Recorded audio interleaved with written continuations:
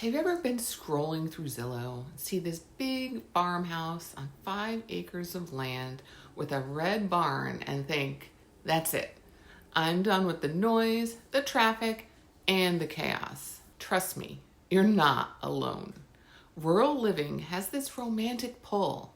Wide open space, peace and quiet, and maybe even a chicken or two.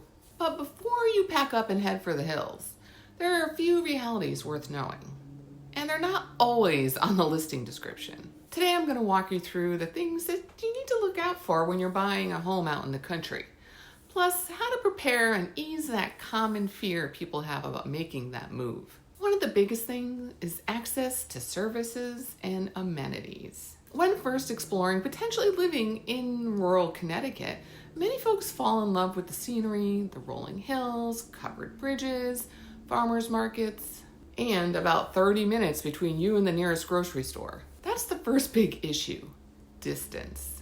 You'll want to know how far you are from the essentials, groceries, hospitals, schools, and even cell service, which brings up internet, utilities, and connectivity. This one especially hits hard in our digital worker reality. Just because you want to live in a rural area doesn't mean you want to be offline, but you need to know what you're working with when you do move out there. Some areas still struggle with reliable high-speed internet, and that's really a deal breaker, especially if you work from home. So one thing I tell people is check internet speeds before you buy. Don't just take a realtor's word. Use an online speed test right there on your phone when you're doing the showing. Ask about power outages. How often do they happen? What's the backup plan? Is there a generator, solar, or battery system that can make life much smoother when a storm hits? Because let's be honest, losing Wi-Fi might not sound like a crisis until you're on day 3 of using your hotspot.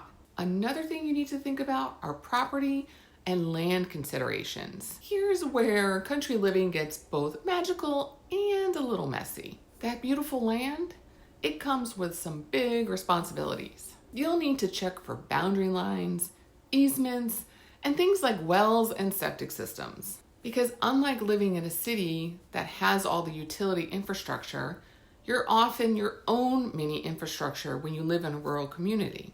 Living in Connecticut, it's not uncommon to find a 200-year-old farmhouse sitting on land that hasn't been surveyed in decades. So make sure you bring a surveyor and an inspector who specializes in country properties. It may look like you own all that property all the way up to that back stone wall. But little do you know, there's an easement that's from 100 years ago when your neighbor had to use the land to get to their pasture. So yeah, these things can happen.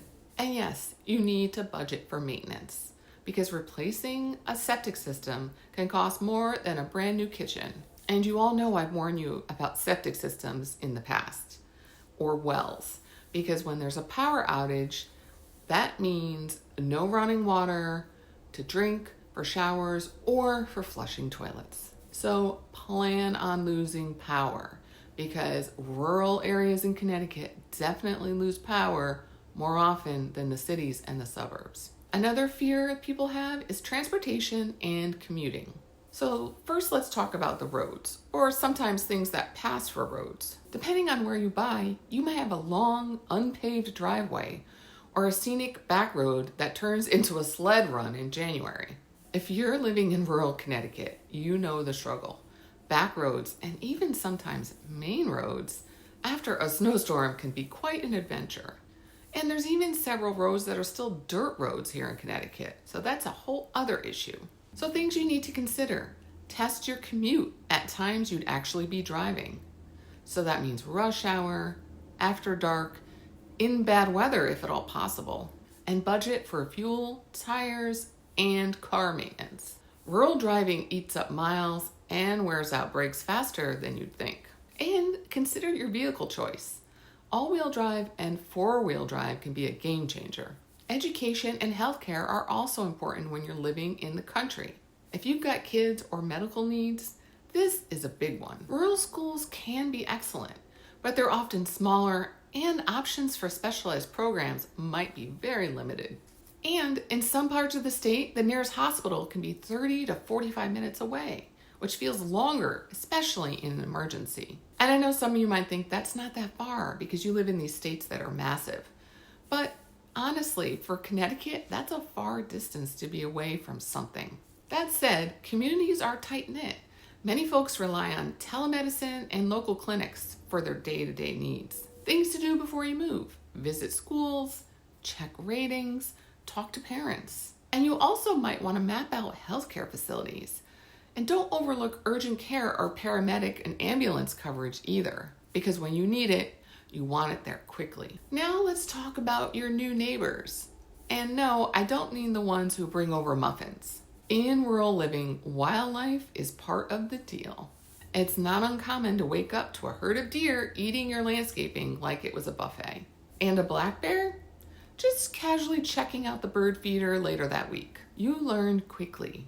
Garbage cans need to be secure, gardens need to be fenced, and outdoor cats, they become indoor cats very quickly. So keep in mind you might deal with deer, fox, coyotes, or even the occasional bear, depending on where you are. So it's one of those welcome to the country moments, equal parts charming and sometimes a little too close for comfort. And let's not forget, there's always town quirks and local life. Every small town has its uniqueness, and that's half the fun.